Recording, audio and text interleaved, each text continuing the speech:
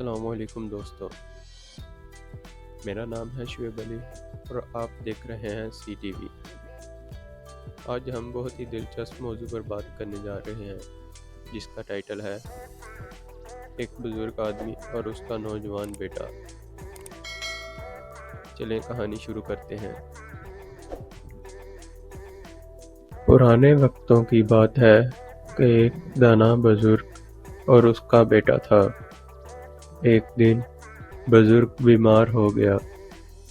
اسے اپنی موت کا وقت قریب نظر آنے لگا تو اس نے اپنے بیٹے کو پاس بلایا اور ایک گھڑی دی۔ کہا، یہ گھڑی مجھے تمہارے دادا نے دی تھی، 200 سال پرانی ہے۔ میں اس گھڑی کو تمہیں تحفے میں دینے سے پہلے اس کی قیمت جاننا چاہتا ہوں۔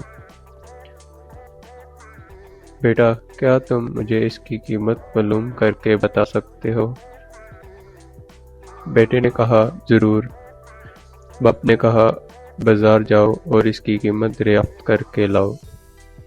بیٹا بازار گیا کہ واپس باپ کے پاس آیا اور کہا کہ دکاندار اس گھڑی کو 500 روپے میں خریدنے کے لیے تیار ہے۔ پھر باپ نے کہا، اب جاؤ کسی ہوٹل والے کے پاس اس کی قیمت دریافت کر کے لاؤ۔ بیٹا حیران ہوا، لیکن ایک ہوٹل والے کے پاس گیا اور اس کی قیمت دریافت کر کے واپس اپنے باپ کے پاس آیا اور کہا کہ ہوٹل والے اس گھڑی کو 1000 روپے میں خریدنے کے لیے تیار ہے۔ اور پھر تیسری بار اس کے باپ نے کہا، اب جاؤ اور کسی عجائب گھر میں اس گھڑی کی قیمت دریافت کر کے لاؤ۔ بیٹے نے تیسری بار بھی باپ کی بات مانی اور ایک عجائب گھر میں گیا۔